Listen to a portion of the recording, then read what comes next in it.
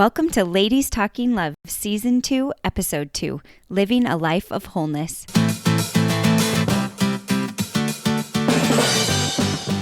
It's Ladies Talking Love, a community of women uncovering more joy and fulfillment in sex as we learn from experts and amazing women like you. Together, let's create a world where women's sexuality is celebrated and understood, beginning with our own.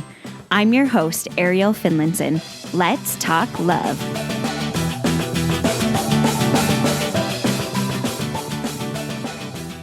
Have you ever had one of those moments in your life where something happens, but the feelings that come from that event seem like they're way bigger than maybe you want them to be? Maybe it's something small, but the feelings you're feeling are so complicated and mixed up and big, you just can't quite wrap your mind around it.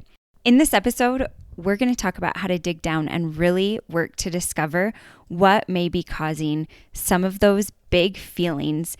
And a lot of times they come from traumas that have happened. And when we say trauma in this episode, we aren't talking about the usual traumas that we think about, the really, really big, hard ones. And that's not to downplay the really big traumas, but because we associate the word trauma with these really big events in our lives, I think sometimes we miss finding the little traumas, or maybe not so little traumas, but other types of traumas that have affected us in a way that's keeping us from living a life of wholeness. In this episode, we're going to learn a little bit about how to start to recognize and uncover those triggers that will pop up so that we can start to live a life of wholeness. Vernique Esther is an author, speaker, influencer, and has a master's in social work. She is a fiery creative who is passionate about God and people. Vernique is the founder of Authentically Wed, a community to help believers build health and authentic relationships in all stages. She's also the founder of the Heal for Real membership program and uses her counseling education and life experiences as a wholeness coach to help women heal from trauma and brokenness and flourish in their purpose. Before jumping in, I just want to let you know about the amazing podcast course that I used that will be on sale this month. When I first had the thought to start a podcast, I was terrified. There are so many things that I didn't know how to do, and I didn't even know where to start looking. And I was so grateful that I found out about the course Podcast You. There is no way that I could have created a podcast without this course. Monica Packer from the About Progress podcast and Rachel Nielsen from the 3 in 30 podcast are the creators of Podcast You. They walk you through step by step how to formulate your ideas, the type of equipment that you'll need. And I really can't recommend it enough. So if you've ever been interested in starting a podcast, they're going to be having a sale for this course starting September 13th that will go through September 30th. And as a member of this community, you get a 10% discount code if you type in Ariel 10. I'll put that in the show notes so that you can make sure and spell it right. But I can't recommend it enough. So if you've ever thought about starting a podcast, this month may be the time to get started. But without further ado, let's talk love.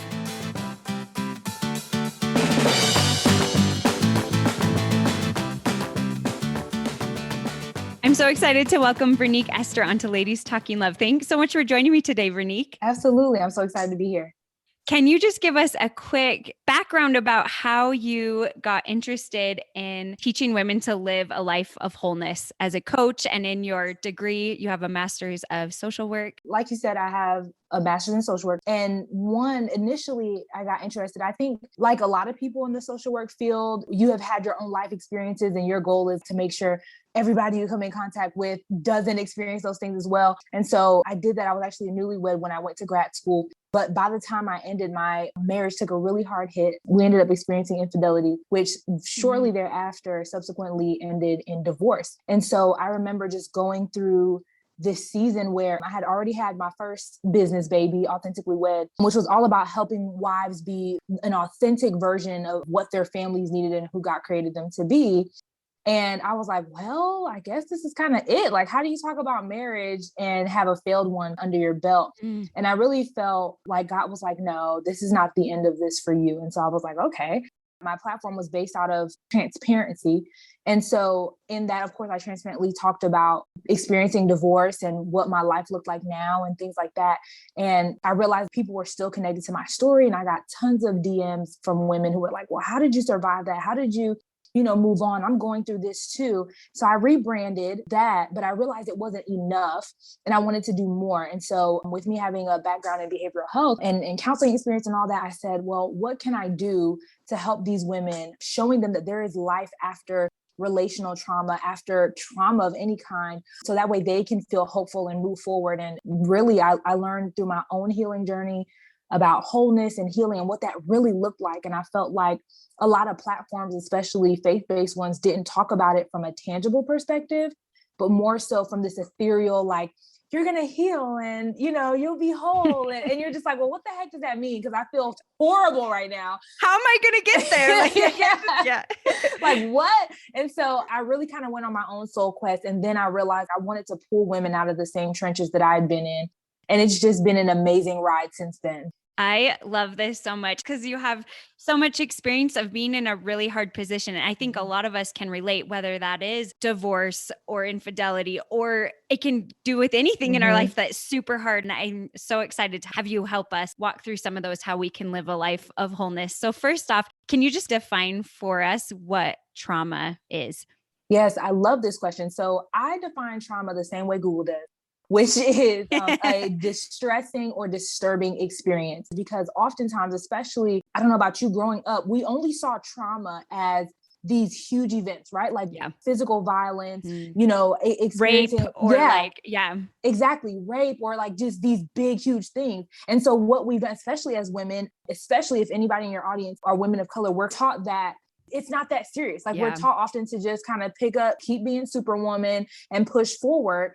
And we miss out on actually healing because we don't even know how to put a title or a tag on what our experiences have been. And so if it was distressing and disturbing, it is trauma. If it interrupted your life flow in such a way that you're having a hard time getting back, or for some of us who are really good at hiding things, if you were able to get back, but the way that you make decisions have changed, you're experiencing triggers, like you're being emotionally flooded. All of these different things are remnants of trauma. So I think it's really important that we define it in that way, not so that we overdiagnose that every little thing is trauma, but distress and disturbance are key factors when it comes to identifying what trauma is. And being able to identify trauma is the biggest hurdle towards healing. I love that definition. Not to downplay any of the big traumas, because those are for sure so real and so hard. Absolutely. But just recognizing some of the ones that might be smaller in our lives and just some of the ones that might feel invisible, like emotional abuse, I feel like is a huge one. Exactly. This can happen to lots of people or as a kid, but you might not realize that it's been a trauma. The impact can literally be the same. And it's not even a matter of big or small, but rather different. Yeah. If it caused a disturbance, then it matters. Totally. So what are some of the common sources of trauma that you see in women that may be kind of invisible and hard to recognize? We talked about a few already: divorce or just relational brokenness in general, right? Maybe you thought that you were going to marry this person, or maybe you were on track. Maybe you broke an engagement. So relational trauma, emotional abuse, like you stated before, or emotional trauma. Grief is also, things that cause grief rather, is a form of trauma. So losing a parent, losing a friend, losing a child, those different things. Even loss of employment can be traumatic for some people, right? Especially if that's something you were on for a long time, or the way that you were disconnected, or maybe that was your sole source of income. Those things can be traumatic as well, but they often are not spoken about or addressed. What are some of the emotional traumas or abuses look like? Yeah, so it can be within intimate relationships. So that could be between partners. So if you were in a marriage where that person was talking down to you, if they constantly told you that you weren't good enough, right? There was no positive affirmation. Or gaslighting. That's a really common one that's talked and overly diagnosed. I think today, are overly, like, everybody's saying that they're being gaslighted, but truly being gaslighted, when you're made to always kind of be a scapegoat, when things are always turned around, you're trying to address an issue, but they're constantly turning it back on you. That's gaslighting. Emotional abuse comes in so many forms. They can be the slickest thing. That person just seems like they're a jerk, but really they're slowly chipping away at your feelings, right? And at your emotional core. And that what you're feeling isn't valid. Is that part of it too? Exactly. Yes. Control, making you feel like you're not good enough to make decisions, them inserting themselves, and this is a little bit of narcissism, but asserting themselves as like, well, you can't do anything. I'll be in control. That's a form of emotional abuse as well, keeping you away from family, keeping you away from resources. And those things very easily can flip into physical abuse. So for women who are listening and they're like, well, I don't know, have I experienced a trauma? Because sometimes we focus so much on those really big events that we don't often recognize those little things. What are some common symptoms for women who might have experienced a trauma and they might not recognize it yet? One key thing that I say is trauma is often evidenced by your decision making. It is a key indicator in where you are in your healing process. If you have a hard time making decisions, if you second guess decisions, if you make broken decisions over and over again, meaning if you make decisions that don't truly benefit you or aren't healthy or harm other people, those are all evidence of trauma. Can you give us any examples from women that you've worked with, what that looks like in their life? One lady in particular that I used to coach one-on-one, she had a hard time keeping a job. So she would constantly go into jobs. And of course, it was always somebody else's fault or whatever the case may be. There were always these different excuses, but they all resulted in the same thing of her being unable to stay gainfully employed. And when we look back at her history, a lot of that was connected to her childhood trauma, where she often had to be the person kind of taking care of her family, even as a young girl, because her mom couldn't. And so it kind of triggered this. It seems strange that it would be that way, but for her, it was difficult for her to keep being in that role and responsibility because she couldn't even acknowledge that had happened in her childhood because it was so normalized for her. And so then the roles flipped and she now had this codependent relationship with her parent where that parent was now taking care of her. So it's really strange to explain without going into too much detail, but even something as simple as that, not being able to keep a job, could be connected to trauma. That is so interesting. Yeah, things that you wouldn't recognize usually are totally connected. So what are some things that women can do to heal when they recognize, oh, I am having some trauma from childhood or from a past relationship or my current relationship or things happening in my life? I see trauma as like this really sneaky, stealthy thing. It kind of lives on the undercurrent of your life and it drives so much of the decisions that you make, the people you connect with, and how you live your life moving forward. We don't notice it. We think that we're just doing these things out of our own selves, but we're not. And so the reason why, though, that trauma can live undetected for so long is because we live in autopilot. So the first thing that I always get women to do, whether it be one-on-one or in my courses, is to take ownership of where they are and to really take a good hard look at their day-to-day life. I call them observation weeks. So you're literally taking time to ask yourself, oh, well, why did I do that? Why do I show up to this job every day? Why am I still this person's friend? What am I feeling? Do I often feel this way? What feeling is this? So literally digging into your life and asking yourself real questions and observing how you live your life day to day so that way you can be aware. The biggest hurdle that I think that women have often, again, especially because we're normally the ones doing a lot in the household, we're working jobs, we're doing all these different things, we're everybody's superwoman. The biggest thing is just identifying that something is wrong in the first place or identifying that they've experienced trauma. So once you look at your life and you're like, oh man, this isn't quite what I thought. I thought I was living in this reality, but when I dig deep into it, this is where I'm at. It can totally change the game for you. So the first step is self-awareness. After that, it's all about making healing a lifestyle. You take that thing decision from decision from decision. So every decision that you make, you look at yourself and you ask, well, why am I tempted to make this decision versus this one? Or how can I make a different decision, although I desire to make a broken one or one that is connected to my past trauma? So you look at that, and I will say, I forgot one thing before that is identifying your story. So being able to actually look at what happened. So once you can see the remnants and the symptoms, as you said before, of trauma, you look back and you connect those things to the story. Well, what was the first time that I experienced this? Or where did I learn this particular behavior from? If I often feel disappointed, let me point back to where disappointment became a constant part of my life. And you look into your life story, and I'm telling you, it seems like, well, how can I make those connections? But oftentimes you guide yourself back to that story. You guide yourself back to that place, to that moment. And there could be multiple stories, but you just focus on the one that's the most prevalent and you go there, you identify what that story is, give honor to it, meaning identifying that this happened to me, it was not okay. Or even if you were a part of what happened to you, like it wasn't okay, I shouldn't have made that decision, but I give myself grace to move forward, right? Forgiving yourself. And then from then on, making decisions that lead towards health and wholeness. I know that was a lot. No, that is good. We'll have to go through a little bit and dig maybe into some of those, what that looks like. Yeah. But I was thinking about for myself with self-awareness, how hard it can be to start that process and dig down and see where things are. And I was just going to share a little story of my own to hopefully help flesh this out a little bit. But I feel like for me, a lot of times when I hit that chord of previous trauma, I just feel so confused and sad because in my brain, it's like, I don't know why I'm feeling this way about this experience. So I remember one time my husband, we had this little GPS. This was before we used it on our phones. And he wanted to let his sister use it for work to kind of save her data on her phone. And I remember I just felt horrible about this. And I was like, what the heck? This is just a GPS. Why am I feeling so awful? And as I thought and dug deeper and deeper, I realized that there were some traumas from my childhood where things that I used and appreciated were maybe not honored and given to other people because they were quote unquote more in need. And so my needs weren't being met. And so it was just this thing to then be able to recognize that and then be able to talk with my husband and dig down to this deeper little moment in my childhood. I think that self-awareness, like you said, is the hardest thing because it took so long to dig down. Like, why am I feeling this way about this totally unrelated thing? And I don't know why. So what are some tips to start that self-awareness? You showed it perfectly. You see how that moment literally led you back to the story. Even though it took you a minute, it led you back to where you needed to go. I think that we don't give our brains enough credit. If you make the decision to heal, and I think that is key, right? You have to decide that you want it.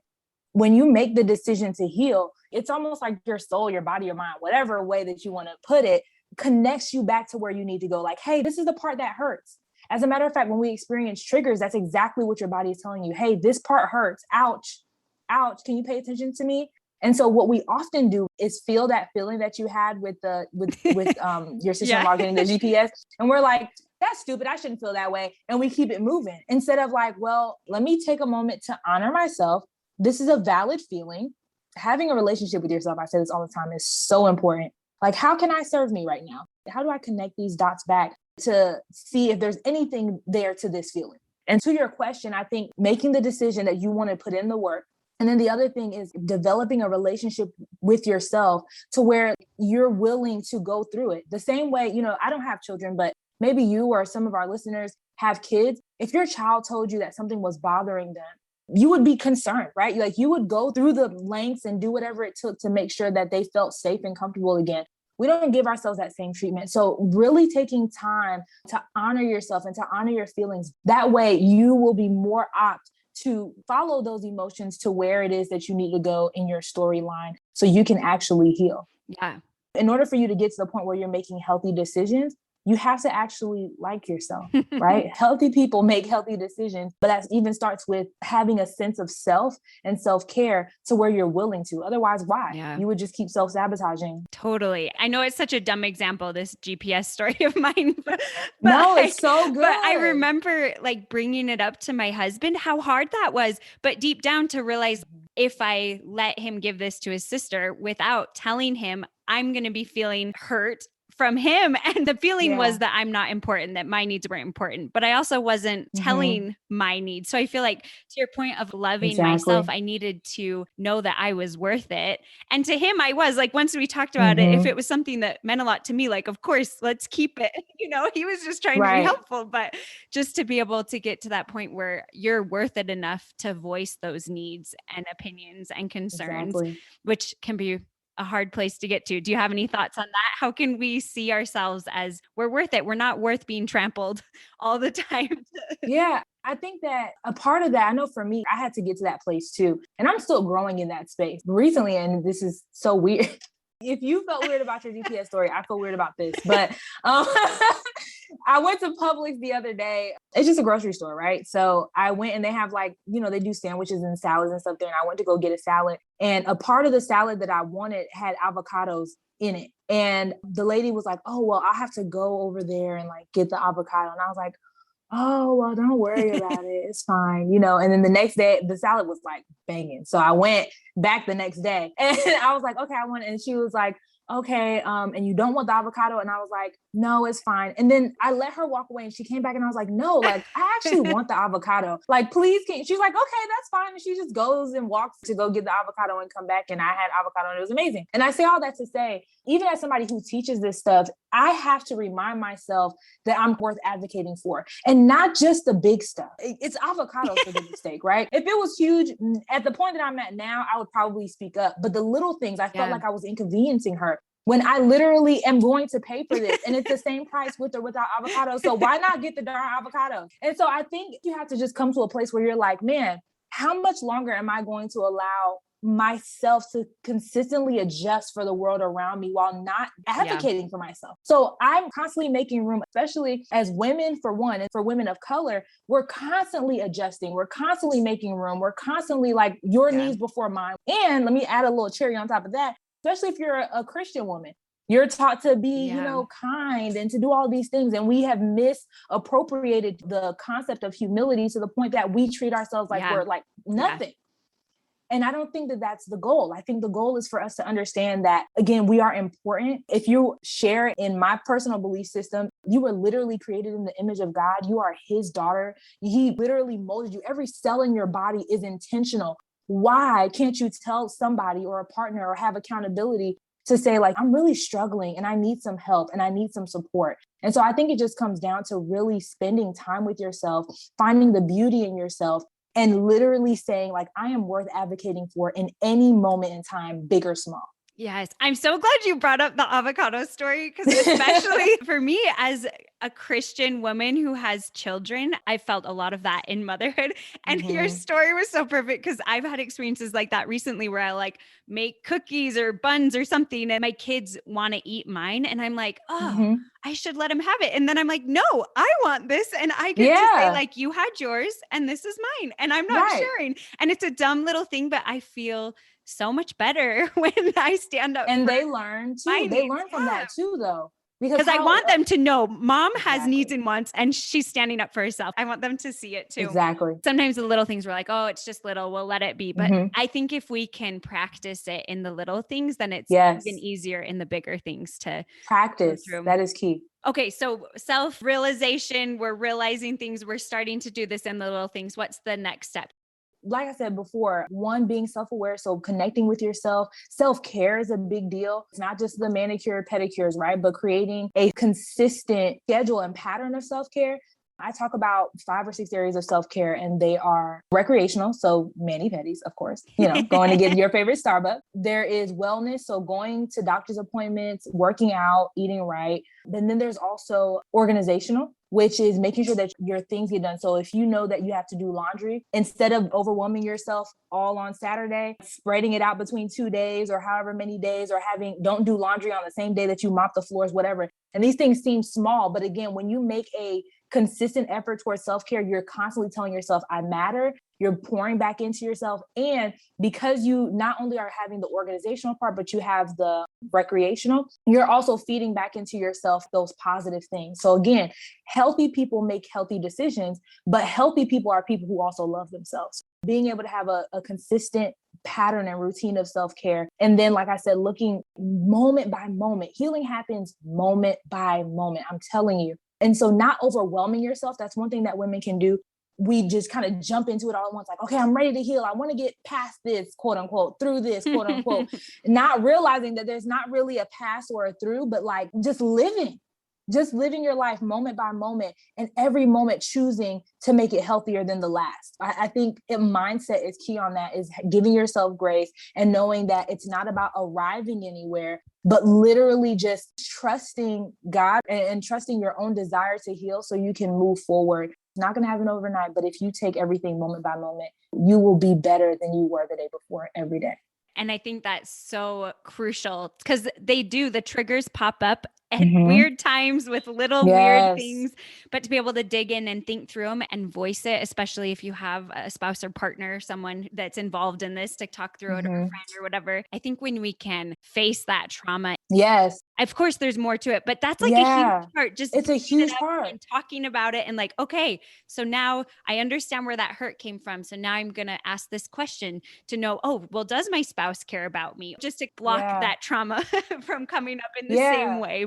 And I want to add too, you said something that was really important. A big part of your healing process is having a support system with you. I have coached women who have stated like, well, I don't know, I don't have anybody, but I'm telling you, you need it. Whether it's a friend, whether it's your spouse, whether it's whoever, as long as it's not somebody that you're trauma bonding with, somebody that you guys are just kind of licking each other's wounds. If it's other people who are healthy or at least in a secure state of mind where they won't be pulling on you in that same way, but having people that you trust and that you love and who love and trust you as well to walk this journey with you is so important. Do not do this alone.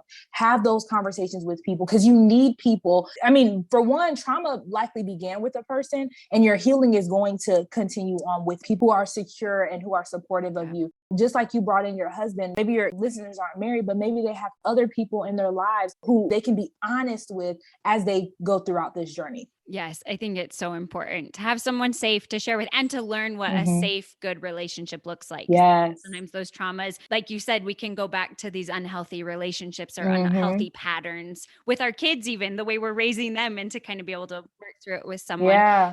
Going into our sexuality, then a lot of these Mm-hmm. little things that we've talked about can Mm-hmm. really affect our ability for pleasure and enjoyment in sex. What have you seen with women as you've worked with them, how trauma affects their sex lives? Just like we were talking about, back to my avocado story.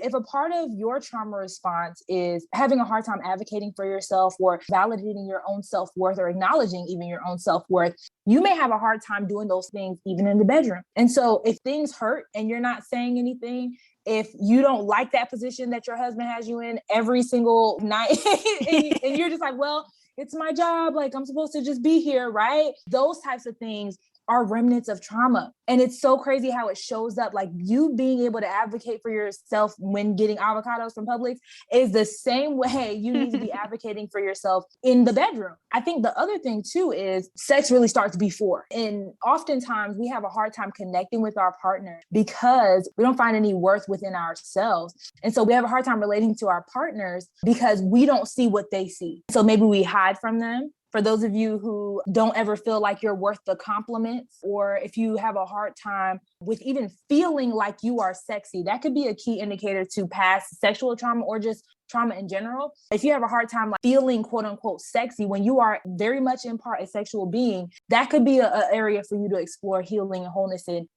I truly believe, and I've seen this in clients as well as in some of my friends' clients, a transformation. When you truly go down the healing journey, people, they transform even when it comes down to their sexual experiences. And so you would be hard pressed to find somebody who is not experiencing issues like in the bedroom or even with their own sexuality, like seeing themselves as a sexual being, feeling sexy, even down your sex drive could be affected by your trauma.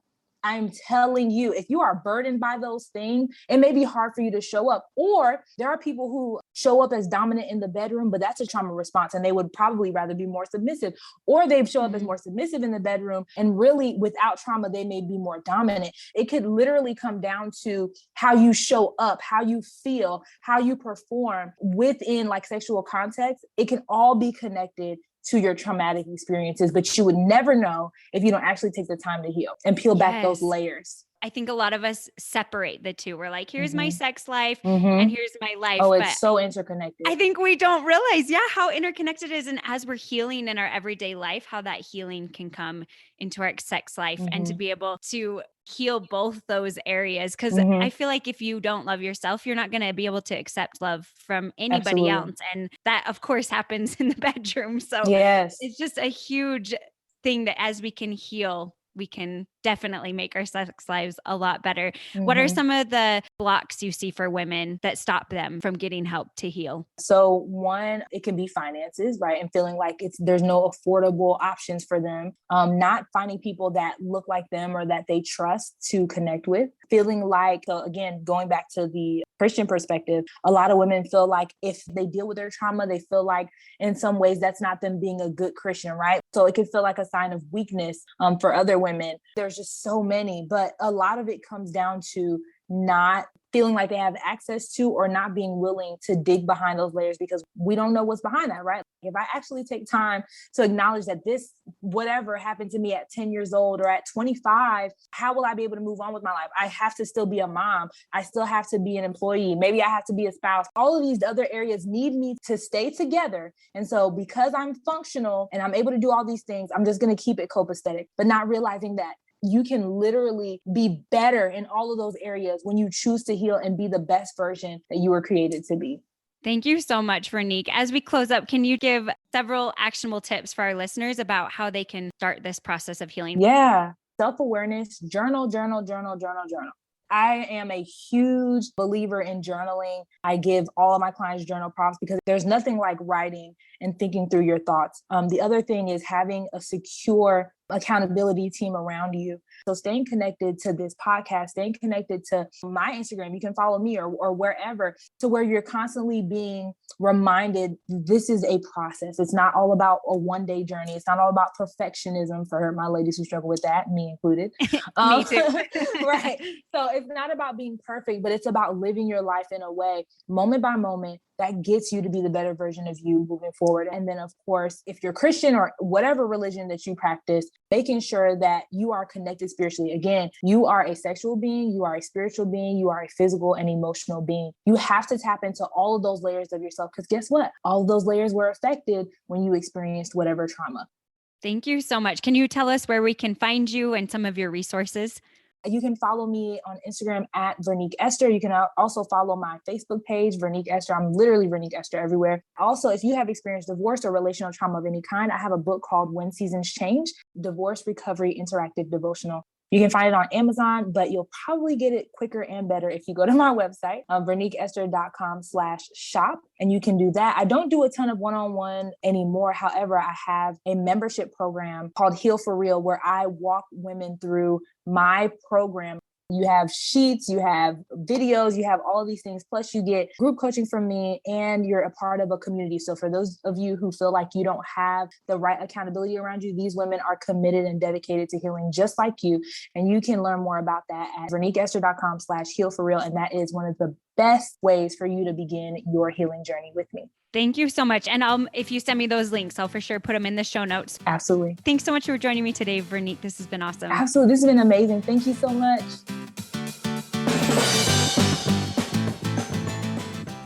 After listening to this episode, I hope that you feel empowered to go and find your own avocado and GPS experiences.